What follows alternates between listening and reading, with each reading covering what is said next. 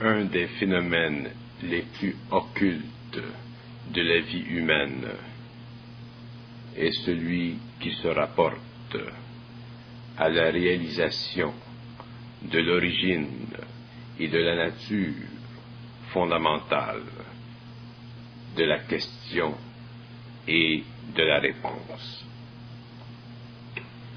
J'ai déjà indiqué que l'homme ne pense pas, qu'il est dans l'illusion subjective de penser qu'il pense. Ceci étant établi,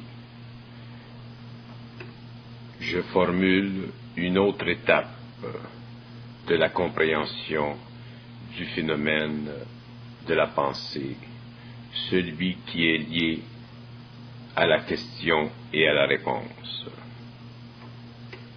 Plus la subjectivité dans la pensée humaine se transforme en objectivité, c'est-à-dire que plus l'homme réalise que ce n'est pas lui qui pense, plus il réalise que même les questions et même les réponses lui viennent d'ailleurs.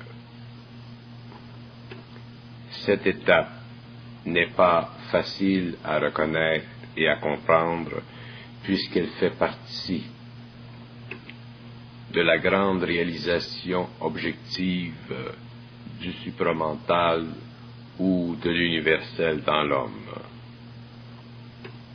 L'homme fonde son intelligence sur sa capacité de questionner et de chercher des réponses.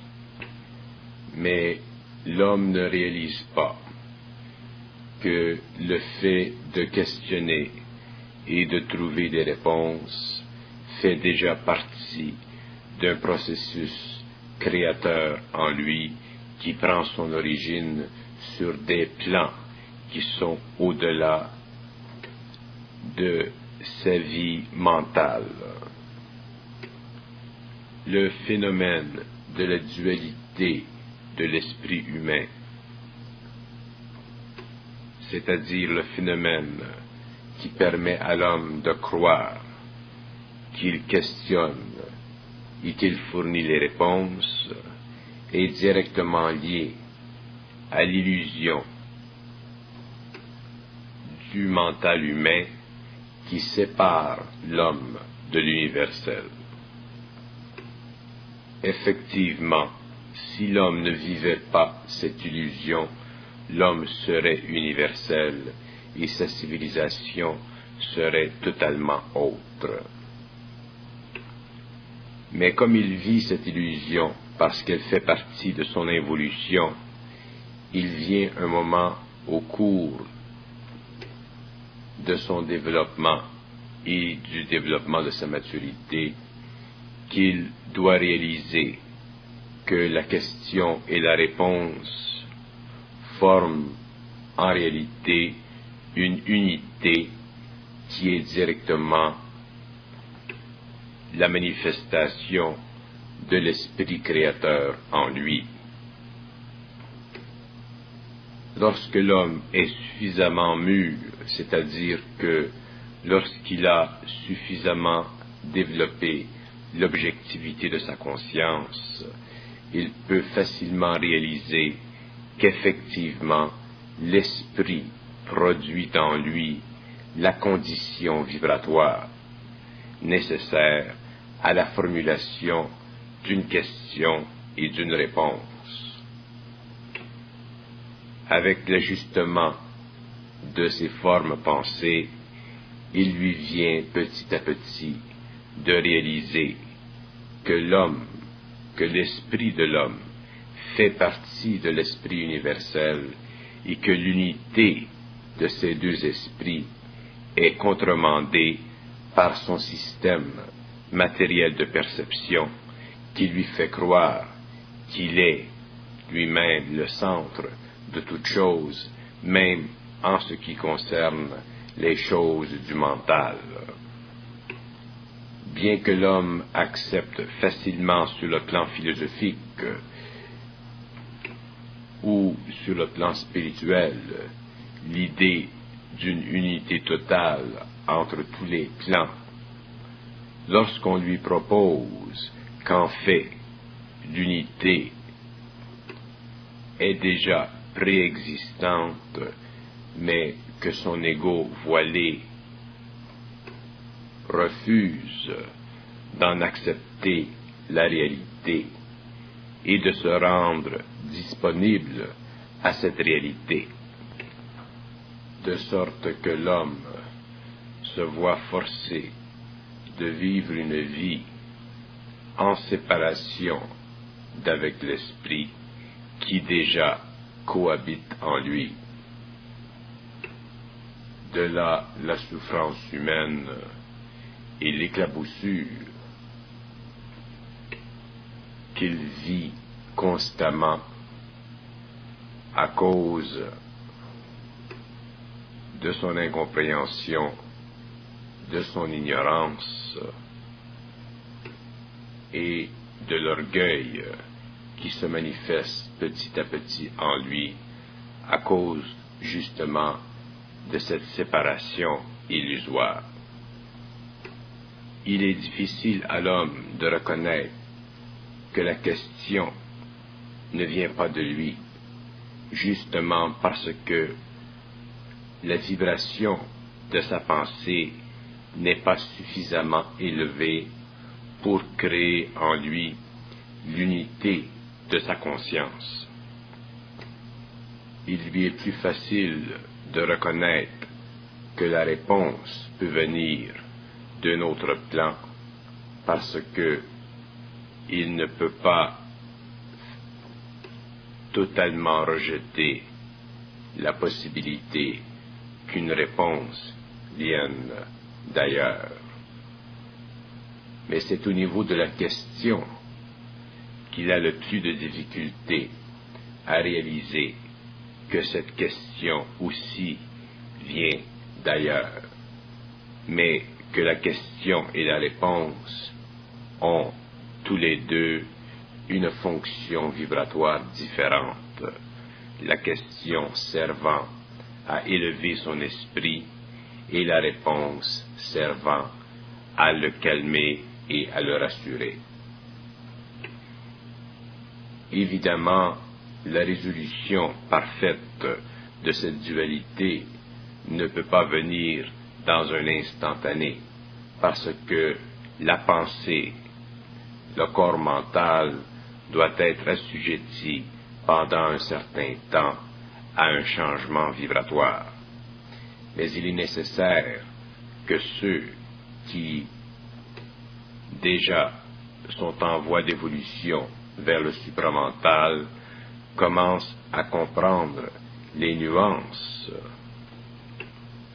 de l'esprit en eux et de leur propre esprit, afin qu'ils puissent avec le temps, petit à petit, réaliser cette grande unité qui existe entre l'esprit de l'homme et l'esprit universel lorsque l'ego a cessé de combattre la pénétration de l'esprit universel en lui.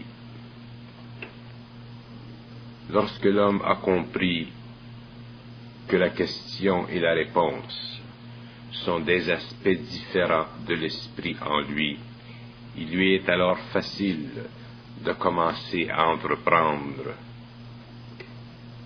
son grand pèlerinage vers les dimensions infinies du savoir. L'homme est beaucoup plus un phénomène d'énergie qu'un phénomène de forme. Je veux dire par ceci que l'homme, à un certain niveau de son évolution, réalise qu'il est énergie et que tous les aspects en lui qui ont tendance à lui faire croire que c'est la forme qui prédomine dans sa réalité sont des aspects qu'il pourra avec le temps rejeter afin de comprendre une fois pour toutes que il est à la fois esprit, que l'esprit habite en lui et que la relation entre son esprit et l'esprit universel est la fondation totale de son être, et que cette fondation, lorsqu'elle est totalement réalisée, peut, selon le cas, même transférer la forme directement à un plan d'énergie. Mais avant de pouvoir réaliser certaines étapes de son évolution possible, l'homme doit réaliser les premières étapes de son évolution spirituelle et supramentale. Et ces étapes sont très importantes parce qu'elles sous-tendent tout le reste de son évolution. Si l'homme n'est pas capable de réaliser qu'il est partenaire dans l'évolution de l'énergie de l'esprit, à partir d'un plan supérieur vers un plan inférieur et d'un plan inférieur vers un plan supérieur, il est incapable de réaliser l'unité de cet esprit qui est une forme d'énergie capable de soutenir à la fois le rôle cosmique de la création et à la fois le rôle personnel de l'évolution. Il ne suffit plus à l'homme de chercher la connaissance. Il doit maintenant réaliser l'illusion de la polarité entre son esprit et l'esprit universel, afin de pouvoir assujettir les formes subjectives de son mental à une dimension infinie de la pensée cosmique, d'où il peut ensuite réaliser l'unité totale de son être avec l'être cosmique qui habite en lui. Et ce n'est que lorsqu'il aura atteint ce stage de développement qu'il sera possible à l'homme de reconnaître l'unité dont il rêve de savoir ou de comprendre les aspects depuis qu'il a atteint l'âge philosophique. Mais ce sera toujours au-delà des murs de la philosophie que l'homme pourra comprendre la réalité de l'unité et pourra diversifier ses fonctions créatives en relation avec un savoir qui est éternellement connu et absolument connaissable, pourvu qu'il mette fin au rouage de son intellect, de son intelligence subjective, qui tend, de par la nature même de sa réalité, à diviser la réalité de l'homme contre la réalité universelle. Et c'est dans le mécanisme de la question et de la réponse que l'homme trouvera le premier point de départ vers l'infinité de la pensée et qu'il pourra enfin réaliser que toute question a une réponse et que toute réponse provient d'une question et que lorsque l'unité des deux a été fondée dans le supramental, les questions disparaissent, les réponses ne sont plus nécessaires, et si l'homme doit véhiculer de l'information, cette connaissance ne lui sert plus, mais elle sert à ceux qui en auront de besoin.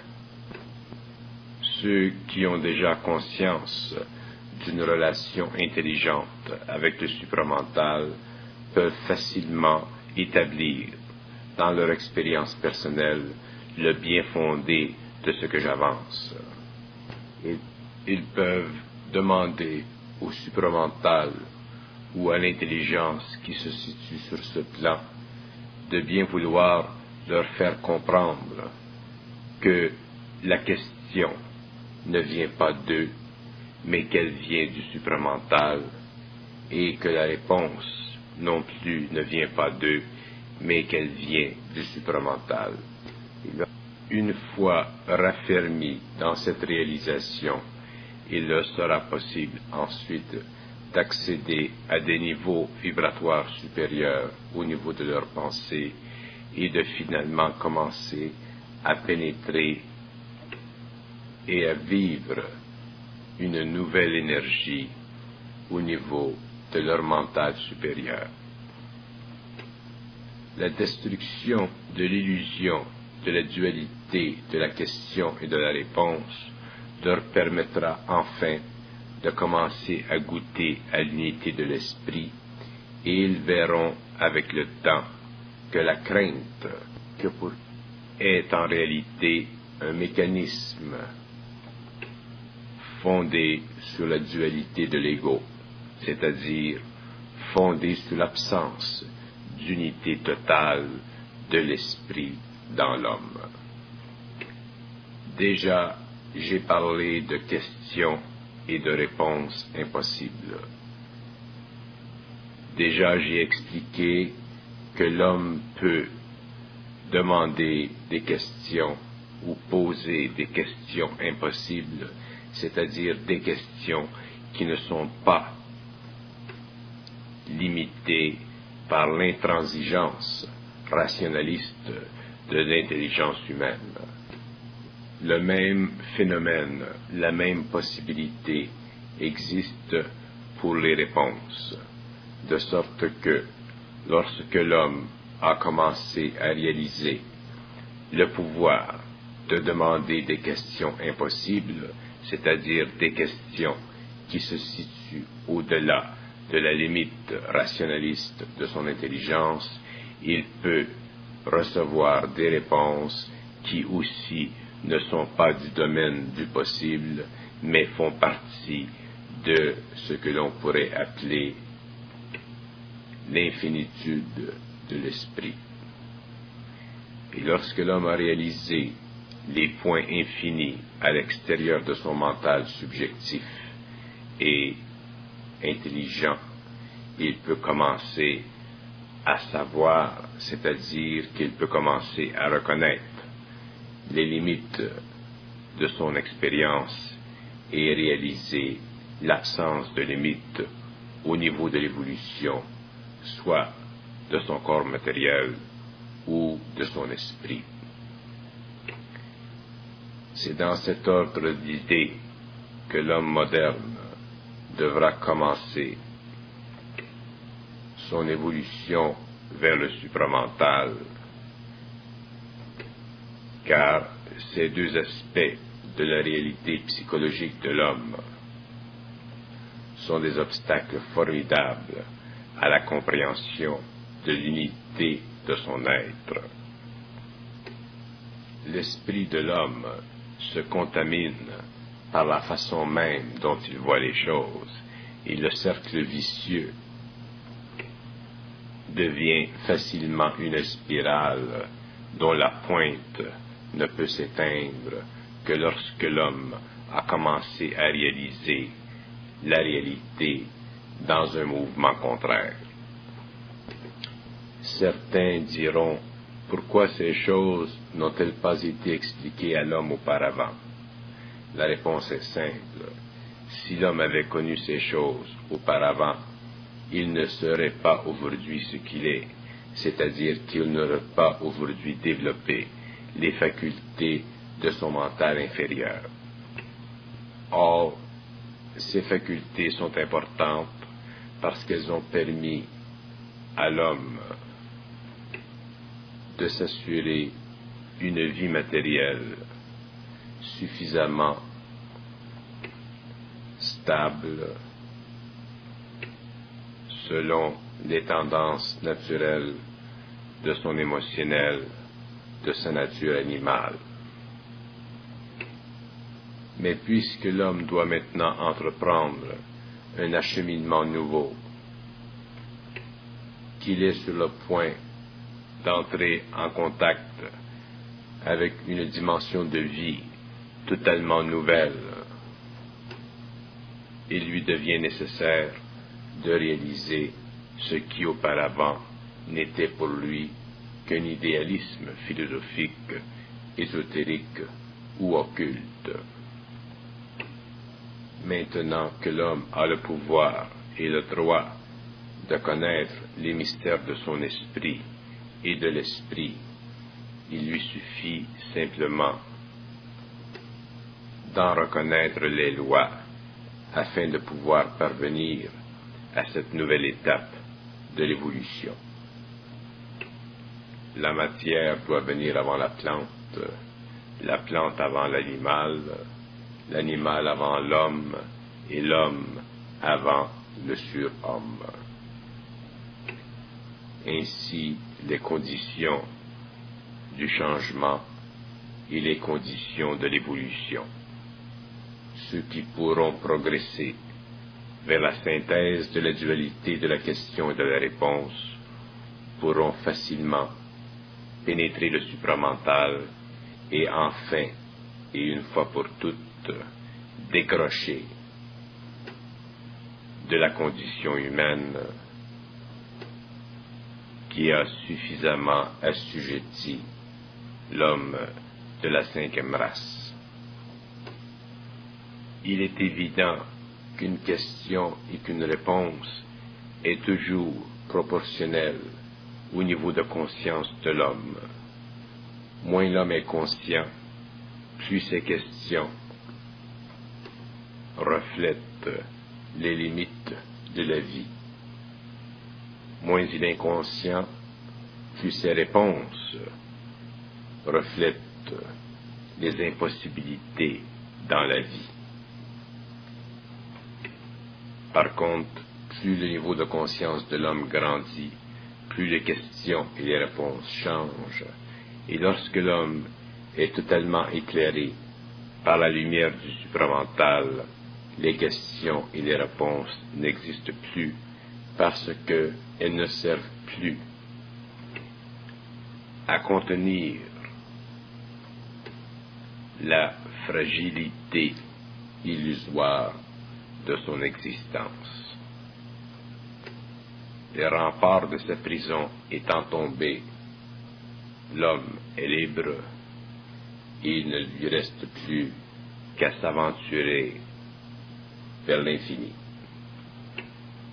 Sachez que lorsque vous vous demandez une question, c'est l'esprit en vous qui cherche à vous faire comprendre quelque chose. Lorsque vous avez une réponse, c'est l'esprit en vous qui cherche à vous communiquer quelque chose. Lorsque l'esprit sera totalement en vous, il ne cherchera plus à vous faire comprendre quelque chose, parce que vous serez dans l'esprit, vous serez dans le savoir. Et à ce moment-là, votre esprit sera vide, en vous s'établira le silence, et lorsque vous parlerez dans l'esprit. Mais ce que vous direz et ce que vous comprendrez ne sera plus pour vous, parce que déjà vous aurez été élevé dans l'esprit de la compréhension, dans l'esprit du savoir et dans l'esprit du silence. À partir de ce moment, vous comprendrez que le silence est aussi un langage de l'esprit, mais un langage qui n'est pas dirigé à votre intelligence, mais plutôt à votre esprit. C'est-à-dire que ce langage fera partie de l'unité de votre esprit. L'esprit de l'homme peut être dans le silence, mais ce n'est pas parce que l'esprit de l'homme est dans le silence qu'il n'est pas conscient de l'esprit en lui. Il est simplement dans le repos de l'esprit en lui. L'homme n'a pas besoin de questions et de réponses pour être conscient de l'esprit. Mais lorsqu'il a la question et la réponse, il lui est important de reconnaître que l'esprit à ce moment est actif en lui. Évidemment, si l'homme ne reconnaît pas cette réalité, alors la question et la réponse deviennent pour lui des écueils, des obstacles, des problèmes, une souffrance perpétuelle qui ne peut s'éteindre que par la mort matérielle. Le temps est venu pour que l'homme réalise que beaucoup de choses existent à son insu, c'est-à-dire qu'il évolue dans un médium quelconque et que derrière ce médium, une toute autre réalité est à l'origine d'un phénomène qu'il ne comprend pas. Et pour cette raison, sa vie sur le plan matériel, sur le globe terrestre, est très souvent pénible. Mais il ne s'agit plus pour l'homme de sympathiser avec sa condition humaine, mais de bien briser les chaînes qui le lient à cette condition depuis des siècles. Toute expérience, toute réalisation nouvelle, inédite, demande une grande confiance en soi-même. Et c'est à partir de cette confiance en soi-même que l'on peut ériger une fondation nouvelle afin de vivre une vie nouvelle. Les étapes antérieures de l'évolution ont été nécessaires. Maintenant, les étapes futures de l'évolution devront être vécues selon la loi de l'esprit et non selon le désir intellectuel de l'homme. Et ceci est peut-être l'aspect le plus difficile et le plus occulte de la nouvelle évolution, de la nouvelle conscience de l'homme, c'est-à-dire de la conscience cosmique du surhomme à venir. Car l'homme de demain devra porter sur ses épaules le poids de sa nouvelle connaissance, mais c'est justement ce poids qui libérera la race de toutes les illusions possibles et imaginables de la condition humaine. Seul l'individu, par lui-même, sur lui-même, peut surmonter ces obstacles. Ces choses n'appartiennent plus à une collectivité, mais font partie du domaine de l'homme, de l'individu, où l'être seul grandit selon sa capacité interne de dépasser les limites de l'illusion psychologique de son intelligence mortelle. La compréhension du phénomène de la question et de la réponse est fondamentale à la compréhension des relations entre l'esprit de l'homme et l'esprit universel. Il est fondamental à la compréhension de l'unité de l'esprit. Il est fondamental à la réalisation du supramental dans l'homme, et il est aussi fondamental à la réalisation que l'homme a le pouvoir de comprendre toute chose, pourvu qu'il a le pouvoir de détruire en lui l'illusion fondamentale de l'intellect, de l'intelligence rationaliste. Toute philosophie de l'intelligence, ou toute intelligence de la philosophie, est une limite envers laquelle l'homme doit payer un prix, et ce prix devient le cercle vicieux, interminable, qui s'oppose par la nature même de sa construction à l'élévation de l'esprit humain vers l'esprit universel. Ce qui est évident à l'intelligence rationaliste de l'homme n'est pas nécessairement fondé sur l'unité totale de la compréhension totale de son esprit. ce n'est que dans l'expérience de cette nouvelle fonction intelligente du mental humain que l'homme peut réaliser jusqu'à quel point la plus grande intelligence humaine est toujours limitée par la dualité de l'esprit humain. S'il en avait été autrement, le développement de l'intelligence de l'homme, le développement de la philosophie de l'homme aurait été beaucoup plus linéaire, beaucoup plus universel, et les divisions de la pensée de l'homme qui existent, soit sur le plan régional, national, ou sur les plans philosophiques et religieux, n'existeraient pas aujourd'hui, et les hommes de la terre seraient unis dans une même pensée. Chaque fois que vous pensez à quelque chose, chaque fois que vous réfléchissez, que vous regardez avec votre intelligence, regardez derrière ce qui se passe dans votre esprit, et vous verrez que, effectivement, il y a derrière vous une autre présence, et cette présence se manifestera à vous lorsque déjà vous aurez fait le premier pas. Si vous refusez pour quelque raison de faire ce premier pas, cette présence demeurera voilée derrière vous et il vous sera impossible de la reconnaître.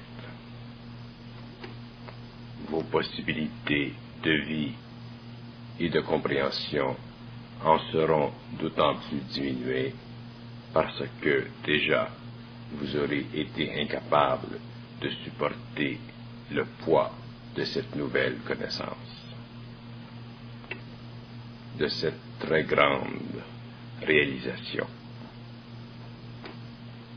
Évidemment, toute réalisation demande un réajustement vibratoire, c'est-à-dire une reconstruction de l'état mental. C'est pourquoi chaque fois que vous réaliserez certaines choses, il vous sera nécessaire aussi d'en supporter le changement. Mais remarquez qu'il est toujours donné à l'homme ce qu'il peut supporter, de sorte que, quelle que soit la réalisation en vous, l'ajustement sera toujours proportionnel à votre propre résistance, à votre propre capacité d'en supporter la clarté. L'esprit universel dans l'homme est un support pour son évolution et non une faction qui cherche à retarder son évolution. Mais lorsque l'homme commence à réaliser certaines choses, il a souvent l'impression que cette présence en lui est une faction contre lui. L'homme est fait de crainte et d'inquiétude, et toute manifestation de l'esprit en lui augmente par le fait même sa conscience de crainte et d'inquiétude. Mais ceci n'est dû qu'au travail de l'esprit dans l'homme, qu'à l'élévation de son mental inférieur vers son mental supérieur. Si l'homme apprend à ne pas s'accrocher à la dualité de son esprit, déjà, il commence à se libérer de sa subjectivité et déjà, il diminue sa crainte et ses inquiétudes. Mais s'il s'accroche à cette dualité, à ce nouveau mouvement en lui, le travail sera lourd dans son esprit et sa paix plus difficile à atteindre. La liberté de l'homme n'est pas dans le pouvoir de sa pensée, mais dans le mouvement de sa pensée. Et lorsque le mouvement de sa pensée se fait d'une façon totalement harmonieuse, sa pensée devient pouvoir, car elle n'est plus conditionnée par les limites de son ego. Lorsque vous pensez, que vous questionnez et que vous cherchez des réponses, ne regardez pas ce que vous cherchez, mais regardez d'où provient votre question et votre réponse. Et vous verrez que dans la question et la réponse, il y a au début beaucoup de vous et peu de l'esprit. Et avec le temps, il y aura peu de vous et plus de l'esprit. Et avec un autre temps encore, il n'y aura que de l'esprit. Et à ce moment-là, la question et la réponse ne sera plus subjective, mais fera partie de la communication de l'esprit en vous. L'homme croit machinalement que si on répond à ces questions, il trouvera la paix. C'est une erreur fondamentale. C'est une erreur grossière de son esprit. Autant l'esprit est infini, autant les questions sont infinies et les réponses infinies. Ce que l'homme doit comprendre, c'est la mécanique de la question et de la réponse, afin de résoudre une fois pour toutes la dualité de ce phénomène. Si vous voulez comprendre quelque chose, demandez et on vous répondra. Mais on vous répondra selon que vous devez savoir maintenant ou plus tard. Mais vous aurez une réponse d'une façon ou d'une autre. Si on ne vous répond pas tout de suite, cessez de demander. Ainsi, vous ne vous fatiguerez pas l'esprit, et l'esprit se servira de la question pour vous donner quelque part dans le temps une réponse. Les intelligences qui s'occupent de l'évolution mentale de l'homme veulent que l'homme connaisse les mystères de la création. Mais ces intelligences connaissent les limites de l'homme et elles savent que l'homme, avant de pouvoir avoir accès à ces mystères, doit clarifier, nettoyer en lui-même certaines illusions, les éliminer totalement, afin que toute réponse venant d'eux ne serve pas à renforcer le terrain de ses illusions, mais plutôt à élever le niveau de son esprit. L'homme croit que la connaissance est pour lui. C'est une illusion de son esprit. La connaissance n'est jamais pour l'homme qui est dans le savoir. La connaissance est toujours une manifestation du savoir afin d'aider les hommes à grandir dans l'esprit. Tant que l'homme n'a pas compris ceci, il est évident que l'esprit, sur le plan supramental, ne peut pas lui fournir toutes les réponses, car il se servirait de ces réponses pour en faire de la connaissance, et ceci retarderait son évolution vers l'unité, l'unification de l'esprit. Certains parmi vous comprennent ce que je veux dire, d'autres le comprendront plus tard. L'harmonie dans l'homme est une condition de rapport avec l'esprit universel. Il est évident que si l'homme est rempli de questions et de réponses, il ne peut y avoir en lui d'harmonie.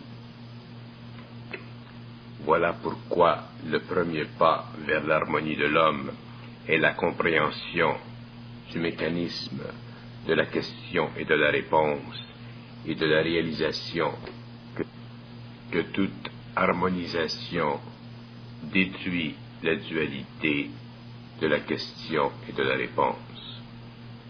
Ceci ne veut pas dire que l'homme conscientisé ne peut pas demander de questions et recevoir de réponses, mais ceci veut dire que l'homme conscientisé réalise à la fois qu'il demande une question et que la question lui est fournie, qu'il reçoit une réponse et que la réponse aussi lui est fournie, de sorte que l'homme n'est plus sujet à la personnalisation de la question, mais il est sujet à la prépersonnalisation de la question. Ceci l'amène à réaliser des questions de plus en plus créatives en lui, afin d'attirer vers lui des réponses de plus en plus probantes concernant les mystères de la création. Lorsque l'homme est détaché de la question et de la réponse, il est détaché de la connaissance, et c'est à ce moment-là qu'il lui est facile de réaliser en lui des questions impossibles et aussi de recevoir des réponses concernant les mystères de l'universel. Si l'homme doit progresser vers le savoir, il est évident que son esprit doit être en ordre. Et l'ordre que doit avoir son esprit, afin de pouvoir supporter le poids du savoir, est un ordre fondé sur l'unité totale de son mental avec le supramental, qui sont deux aspects de lui-même, devant coexister dans une harmonie parfaite. Son mental, le petit moi, le supramental, le grand moi. Et lorsque le petit moi se retrouve dans le grand moi, et que le grand moi se retrouve dans le petit moi, il y a chez l'homme une totalité, c'est-à-dire une grande unité. Et c'est à ce moment-là qu'il lui est facile de voir derrière le voile de la question et de la réponse et de ne pas se prendre au sérieux dans la connaissance. Si l'homme se prend au sérieux dans la connaissance, il sera automatiquement attiré à rechercher la vérité. Mais s'il ne se prend pas au sérieux dans la connaissance, il laissera passer en lui ce qui doit passer, afin que se fasse sur le plan de son évolution ce qui doit être fait, et non ce qu'il désire être fait. Ainsi disparaît en l'homme l'orgueil de son intelligence, et ainsi apparaît en lui l'humilité de son intelligence. Et à ce moment-là, son intelligence grandit, son intelligence prend expansion, et l'homme devient universel, c'est-à-dire qu'il lui est possible de communiquer avec tous les plans de la création et de connaître tout ce qu'il lui est possible de connaître dans le cadre de son évolution, c'est-à-dire dans le cadre de l'évolution. Ce n'est que dans l'administration harmonieuse de l'énergie spirituelle en lui que l'homme peut avec très grande facilité les vastes royaumes de l'expérience, à la fois visibles et invisibles,